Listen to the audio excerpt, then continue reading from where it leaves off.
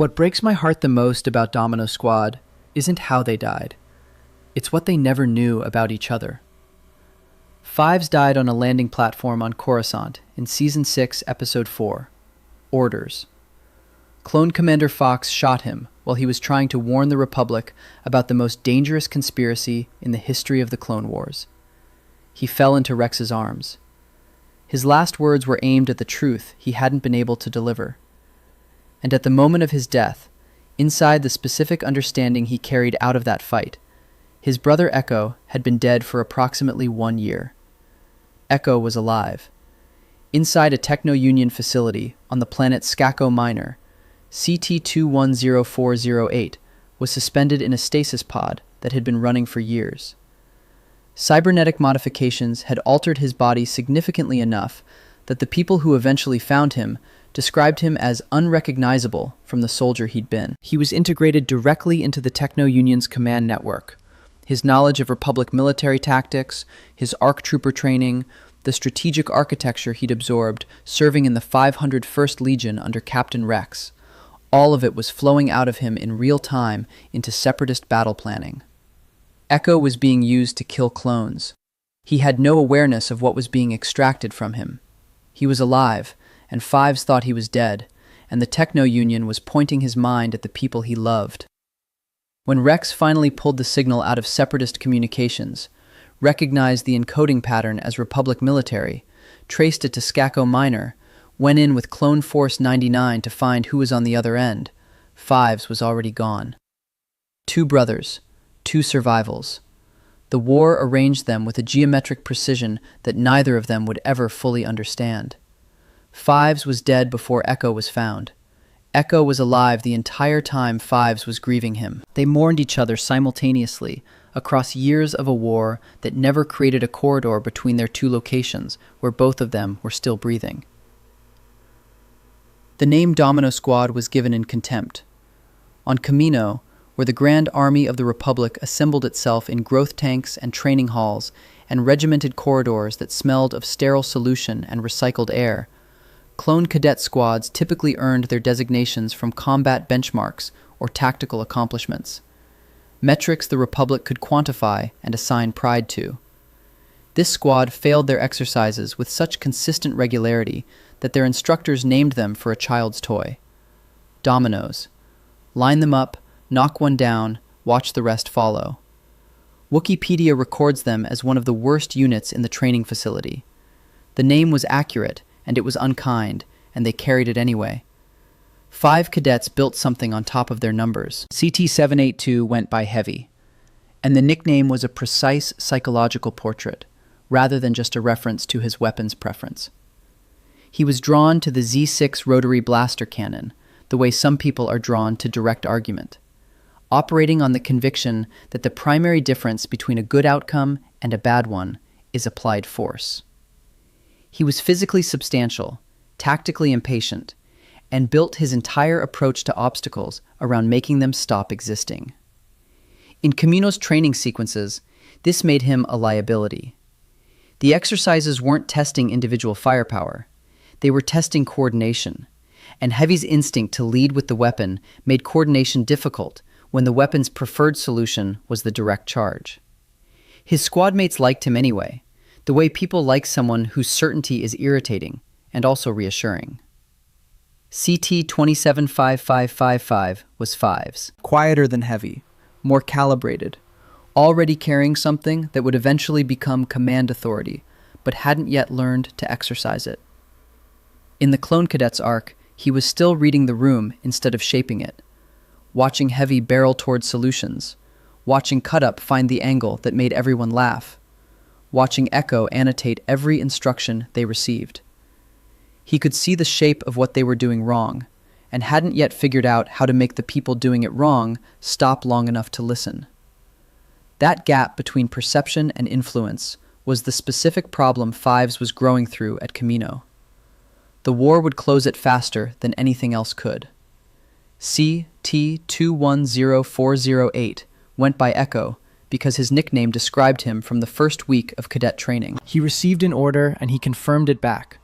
Not hesitation, not doubt, but the specific operational discipline of someone who had decided that getting things right was more important than appearing like he already knew them.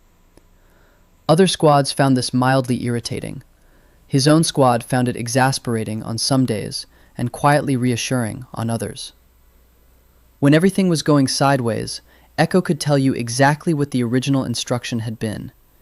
He had memorized the manual not because anyone told him to, but because the manual was where the answers lived, and Echo needed the answers available when he needed them. The name was a joke that was also a compliment that he would never have accepted as either. Cut Up arrived with something the Kaminoan production system hadn't optimized for: comedy. The Republic's clone program was built for combat performance, strength, discipline, tactical processing, unit cohesion under fire. It wasn't building comedians. The clones who arrived from Kamino with natural wit were anomalies, statistical outliers in a population designed around a different output, and Cut Up was one of them.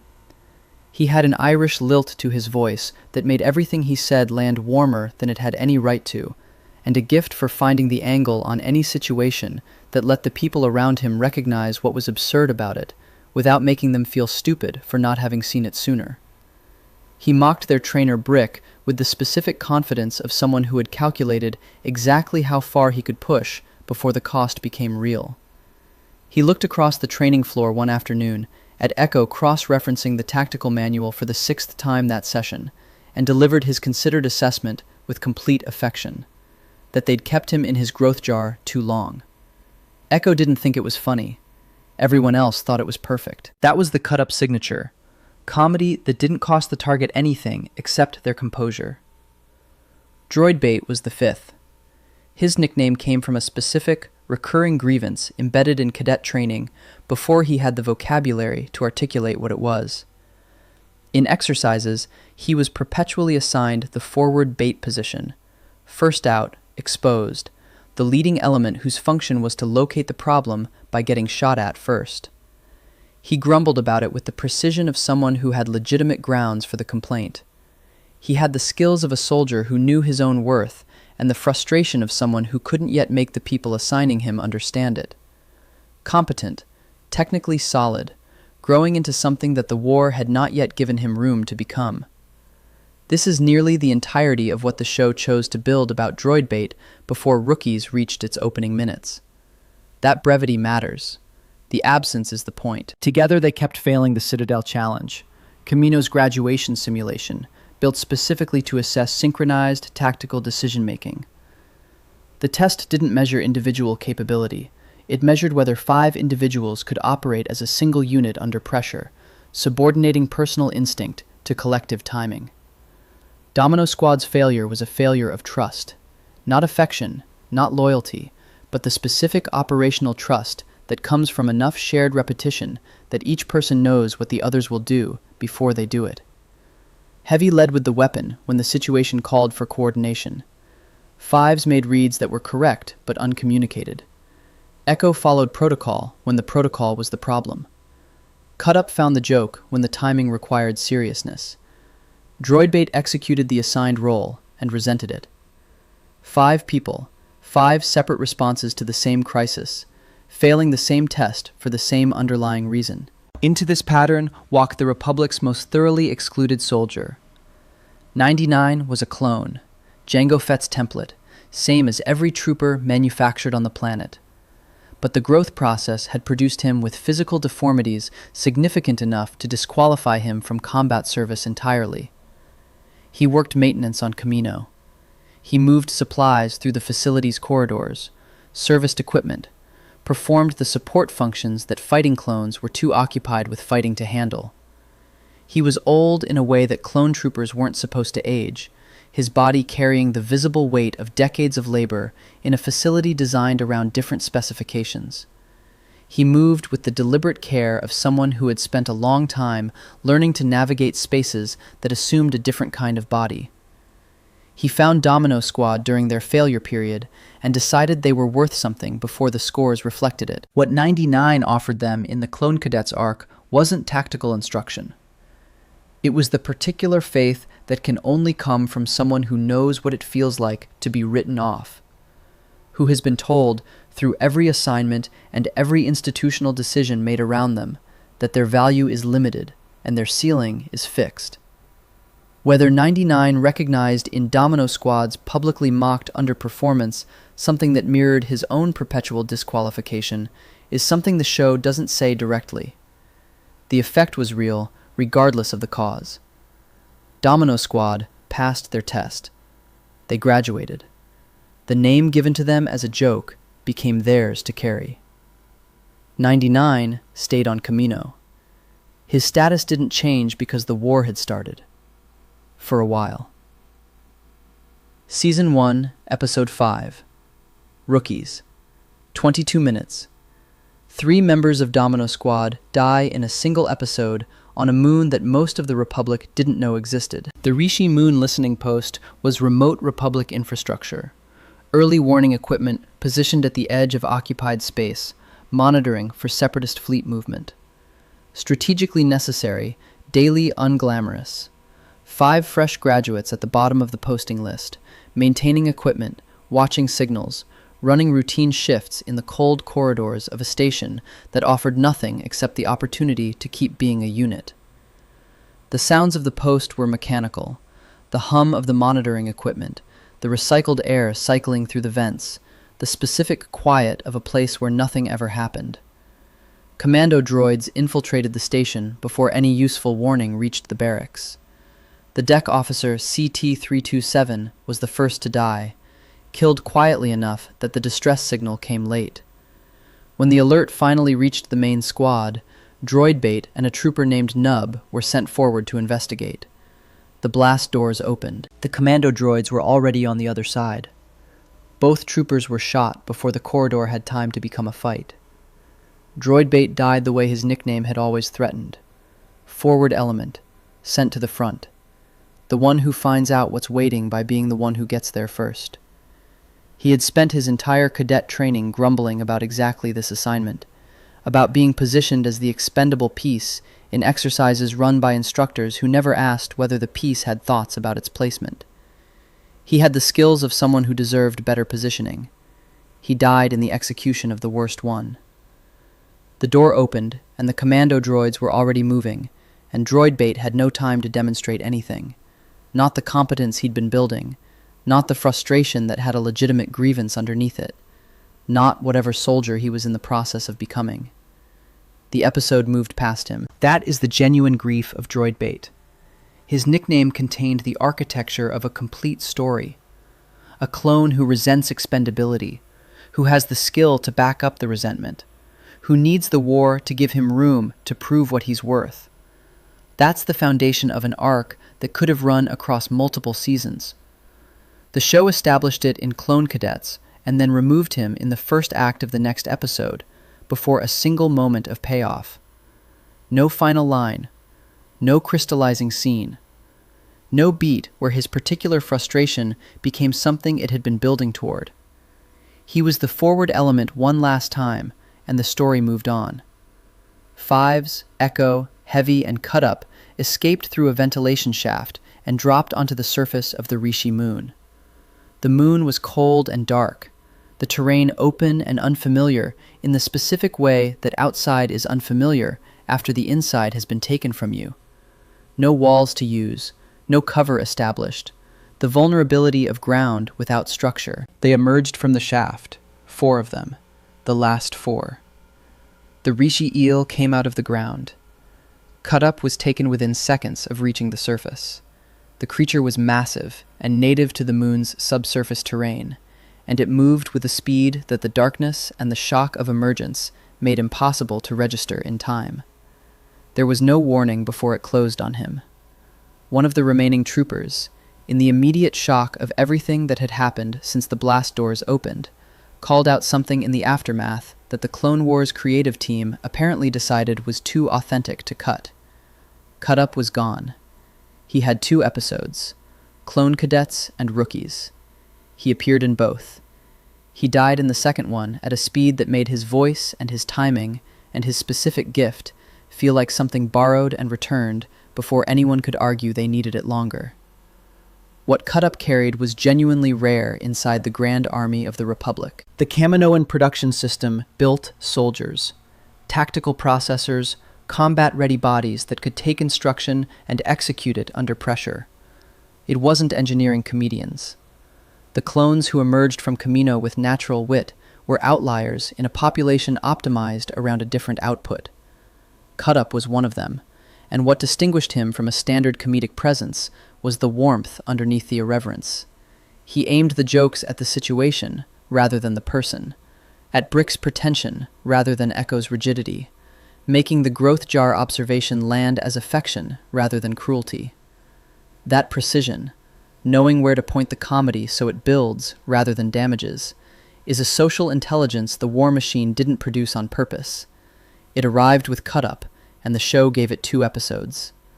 The loss is every episode that didn't exist. The Cut-Up who would have sharpened his timing against Umbara's grimness. The voice that would have found something worth saying in the Citadel's violence. The soldier who would have grown alongside Fives and Echo into whatever the war made of him. Someone who'd been through enough that the jokes carried more weight behind them. Who'd learned when to put the comedy down and pick something heavier up. Across 3 or 4 seasons, the temperament the show established in clone cadets had the material to become one of the Clone Wars' most interesting presences. Cut-Up had 2 episodes and 30 seconds of survival on a dark moon, and then the surface closed over where he'd been. Heavy, Fives, and Echo linked up with Commander Cody and Captain Rex and retook Rishi Station. The primary objective was achieved. The station then needed to be destroyed. The Separatists couldn't be permitted to use its communication infrastructure to mask an incoming fleet. Explosives were placed. The remote detonator failed. Heavy stayed to trigger the charges manually. He took the corridor closest to the detonation point and held it while the others reached the extraction zone. The Z6 rotary blaster cannon, his weapon, the one he'd been drawn to from the first training session on Kamino, the instrument that suited his approach to obstacles, failed during the fight. The exact failure mechanism isn't resolved in the episode itself. The audio and visual presentation of that final stand leave the cause genuinely ambiguous. Ammunition exhaustion, mechanical jam, a failure somewhere in the rotating barrel assembly? The canon chose not to specify.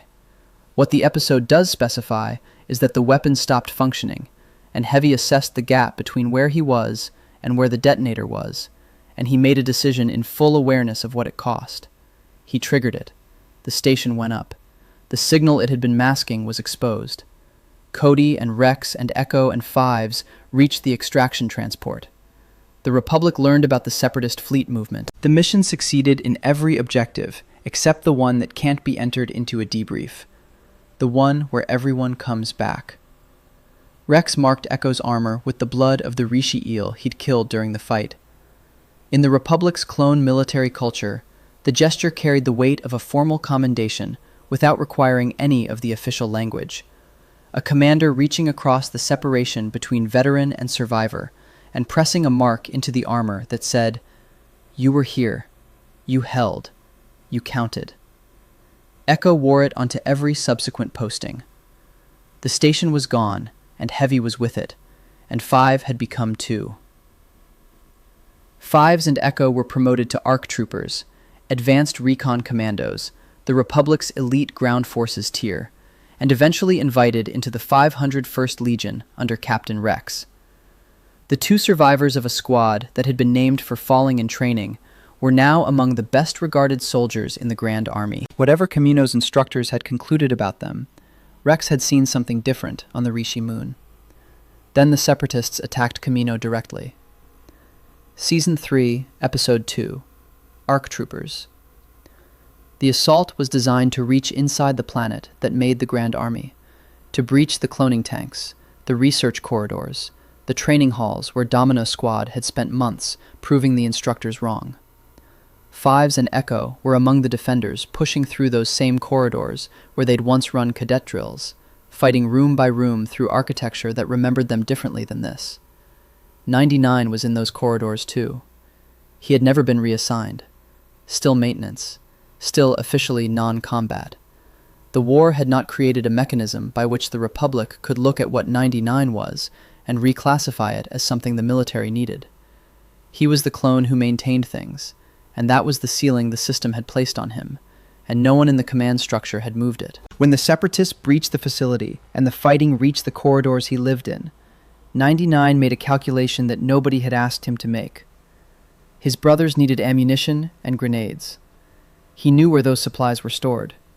He knew the corridors between the storage and the fighting better than anyone in the Republic military, because he had been maintaining them for years. He knew what the run would cost him. He went anyway. He was killed making it, running ammunition through a live firefight, in a body the Republic had spent his entire existence telling him wasn't built for this, for brothers who needed what he was carrying. He was the clone who fixed things on a planet that would have kept him safe. He died doing the work of a soldier in a corridor he knew by the sound of his own footsteps, for people who knew his name. The Republic never gave him the official designation. He died holding everything that designation was supposed to represent. In a hallway, the certification never would have let him defend. Fives and Echo were decorated after the Camino battle, formally welcomed into the 501st. Their names entered into the Republic's record of soldiers who mattered. 99 had given them something during the clone cadets period that no medal could retroactively account for: the specific faith of someone with no institutional reason to extend it, offered at the moment when the scores gave everyone the most justification to walk away. He was the 6th member of Domino Squad in the only sense that mattered. Not official, not certified, the most essential one. Season 3, Episodes 18 through 20. The Citadel. The mission was to rescue Jedi Master Even Peel from a Separatist maximum security installation on the planet Lola Seyu. Hardened against conventional assault, engineered for indefinite detention of prisoners the Separatists wanted kept. The operation required the extraction team, including Fives and Echo, to infiltrate through methods that bypassed the outer defenses. Moving through those corridors required silence, precision, the particular discipline of soldiers who understood that the wrong sound at the wrong moment meant the mission was over before the objective was reached. The primary objective was achieved. Peel was freed. Getting out required a shuttle extraction from a surface position that the Citadel's defensive turrets had clear sightlines on. The team divided into elements, command priorities splitting who moved in which direction, who boarded which transport. Echo was in one of the shuttles. A defensive turret found it. The explosion was immediate and complete. The shuttle ceased to exist at a location where it had been visible 1 moment before. The team still on the ground witnessed it from below. Fives witnessed it. Everything the show had established about how clone troopers process loss under operational conditions, the necessity of continuing to function, grief stored rather than expressed because the people still alive still needed to reach the extraction point. Compress that moment into something Fives had to carry forward without being able to set it down. Echo was his last surviving Domino Squad brother. At the Rishi moon, Fives had watched the eel take cut up and watched Heavy choose the corridor. He had fought through the Camino invasion with Echo beside him and 99's death newly in his chest. He had been narrowing, one by one, to the person he trusted most in the Grand Army. And now the sky above Lola Sayu had closed over the shuttle, and there was nothing where Echo had been. Echo was alive. The explosion had launched him into debris that Separatist forces, searching the field, found usable rather than reportable. They took him. They transported him to a Techno Union facility on Skako Minor, and there the process began that would occupy years of his existence without his knowledge or consent. The Techno Union placed Echo in a stasis pod and began the work of integration. The cybernetic modifications were systematic and extensive, physical alterations that rebuilt him incrementally into something the facility's systems could use as a data terminal. His ARC trooper training, his knowledge of 500 1st Legion protocols, his understanding of how Captain Rex structured engagements and allocated resources and responded to asymmetric pressure, all of it was valuable to Separatist planners. Echo had no awareness of the extraction. He had no capacity to refuse it. He was a living algorithm, running calculations he couldn't see and producing outputs that killed people he would have died to protect. The modifications accumulated to a severity that the rescue team, when they finally reached him, would describe as making him unrecognizable from CT-210408. The clone who had confirmed orders back to ensure they were received, who had carried Rex's eel-blood commendation on his armor into the 501st, who had stood at Heavy's memorial and 99's memorial, and whatever internal version of a memorial Fives constructed for every name on the list. That specific person had been altered so thoroughly that the physical continuity between what Echo had been and what Echo was now required deliberate reconstruction to perceive. He was alive, and entirely alone in the particular way that only complete disconnection from every person who knew you can produce, and Fives thought he was dead. Fives carried that belief through every subsequent year of the war. At Umbara, he demonstrated what kind of leader he had grown into. The operational courage to recognize when the chain of command had broken and act accordingly.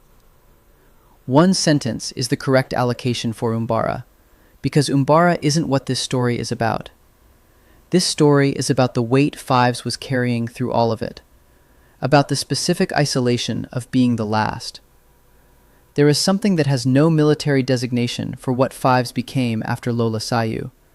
He was the only person alive who had been Domino Squad from the inside, who remembered the specific texture of failing the Citadel challenge together on Camino, the sound of Cut-Up getting the timing exactly right, Heavy's expression when he'd already decided and just hadn't announced it yet, the way Echo's voice sounded when he was confirming an order he thought might be wrong but was going to execute anyway.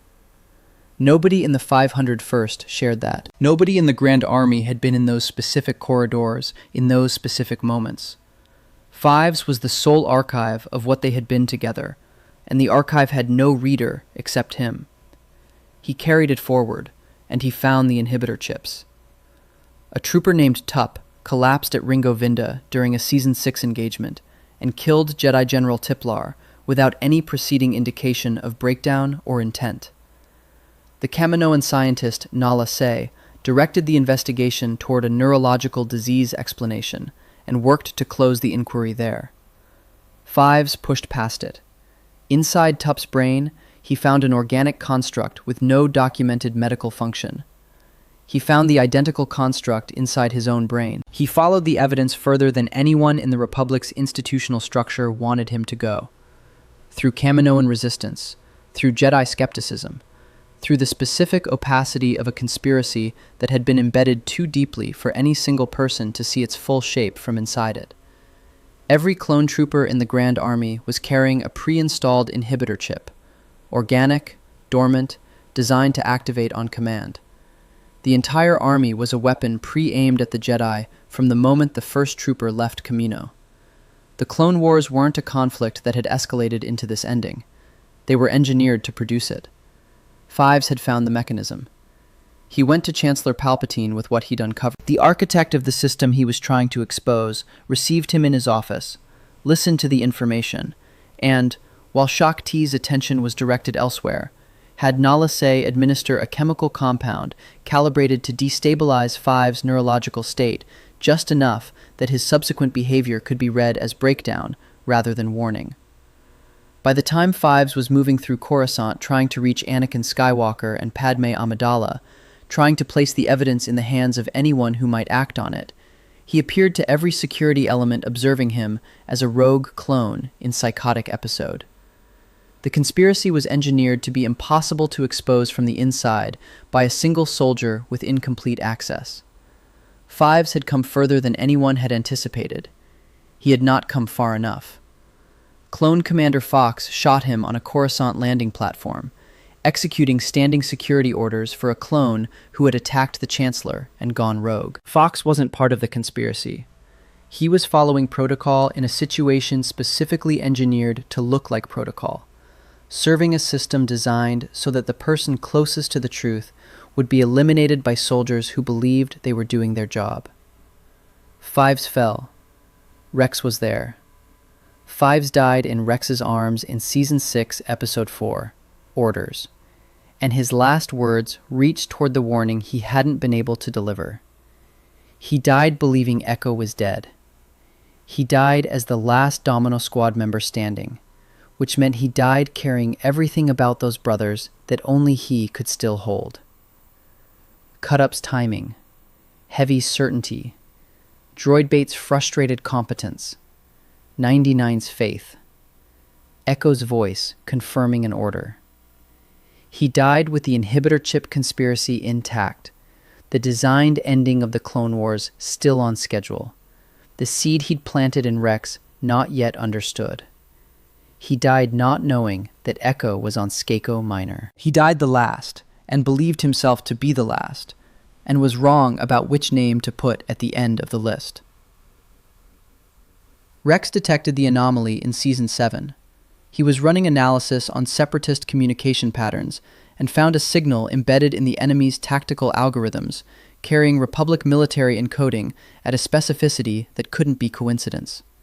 He brought it to Anakin Skywalker. The signal traced to Skako Minor. They assembled Clone Force 99, 4 specialist soldiers whose genetic deviations had produced enhanced capabilities outside standard parameters, and went in to find who was on the other end. Inside the Techno Union facility, past layers of security scaled to the value of what they were protecting, they found the stasis pod. The cybernetic modifications were visible before Echo was fully conscious. Integrated systems, physical alterations that had accumulated across years of uninterrupted Techno Union access to his body and his mind. The person in the pod had been reconstructed into something the facility could use, and the reconstruction was extensive. Rex was in that room when they disconnected Echo from the systems and brought him out. Rex, who had pressed eel blood into Echo's armor at the Rishi Moon, who had inducted Echo and Fives into the 501st, who had held Fives while he died on a Coruscant landing platform, was standing there when Echo came back. Whatever Rex's face communicated in that moment, it carried the full accounting of the time between the Citadel and Skako Minor, including the part of that accounting Echo didn't yet know. Echo came back to a galaxy where Fives was already gone. He wouldn't have needed the explicit information to understand the shape of the loss. Fives wasn't there. Among the faces in that room, Rex, Anakin, Clone Force 99, Fives was the specific absence that carried the most weight. Echo had known Fives since Camino.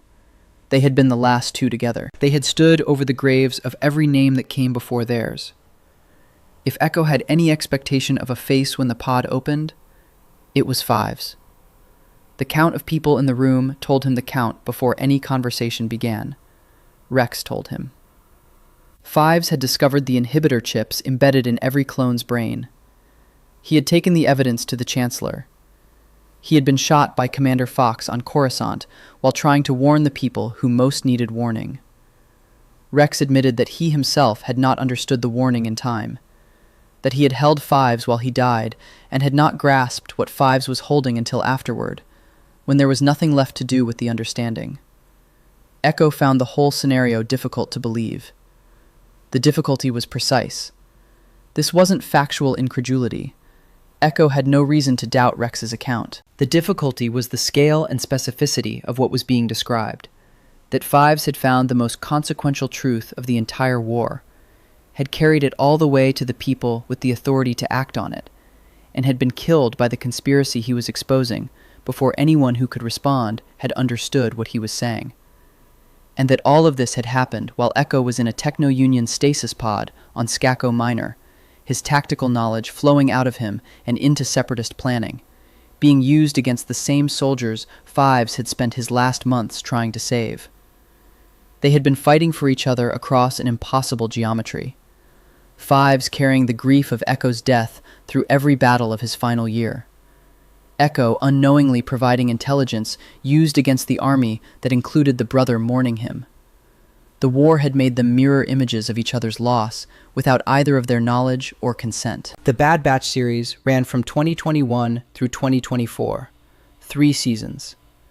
Echo joined Clone Force 99 after his liberation and continued into the end of the Clone Wars and the brutal transition into whatever the Republic became afterward. Across those 3 seasons, The show never produced a dedicated scene of Echo working through what Rex had told him. Never stopped the story to look directly at the specific weight of learning that Fives had died believing he was alone. That Fives had spent his final year carrying a loss that wasn't real, while the real loss was closing in from a direction he wasn't watching. That scene exists somewhere off-screen, between episodes, in the space the show chose not to occupy. Echo carried it forward into his service with the Bad Batch. The grief moved with him. The show moved him forward. Here is the architecture of the irony, stated precisely. Season 3. The defensive turret over Lola Seyu destroys the shuttle. Echo survives and is captured. Fives accepts that his last brother is dead, and carries the loss forward. Season 6. Fives is shot on Coruscant by Commander Fox. He has carried the belief in Echo's death for approximately 1 year. He dies, still holding it. Echo is alive in a Techno Union stasis pod on Skako Minor. Season 7. Rex finds the signal, goes to Skako Minor, frees Echo. Fives is already gone. The sequence is unambiguous. The gap between Fives' death and Echo's liberation is unambiguous. What makes it tragedy rather than just chronology is the directionality. They mourned each other, simultaneously, across time that ran in opposite directions from any possibility of correction. Fives' grief was aimed at Echo. Echo came out of the pod aimed at the absence of Fives. The war had positioned them as mirror images of each other's loss without their knowledge, without any mechanism that could have corrected the record while both of them were still breathing. Captain Rex is the structural hinge of this entire story. He was the one who held Fives as he died. He was the one standing in the room on Skako Minor when Echo came back. He is the only character who moves through both of those moments. The only person carrying the full shape of the irony in his own memory, who knew what Fives had died believing, and then stood next to the proof that the belief was wrong. He transmitted the shape of Fives' final act to the person Fives would most have wanted to know. He gave Echo the account of how Fives had died, admitted he himself hadn't understood the warning in time, and that was the closest thing to a reunion the story allowed. Not Fives and Echo in the same room. Rex, carrying them both, bridging the space between two survivals that never found each other. The squad was named for falling like dominoes, each individual failure triggering the next, the group collapsing because it hadn't learned yet to be a group. They fell in the war too, one after another. Droidbait first at Rishi Station, then cut up on the surface of that same moon, then Heavy in the corridor with the detonator, then 99 running through a firefight on Camino with ammunition for his brothers, then Fives on a Coruscant landing platform with the most important truth of the Clone Wars still on his tongue. The two who outlasted everyone else outlasted them in opposite directions from each other. Fives outlasted them all the way to a death that left Echo still in a Techno Union stasis pod. Echo outlasted them all the way to a liberation that found Fives already gone. The tragedy of Domino Squad isn't that they died.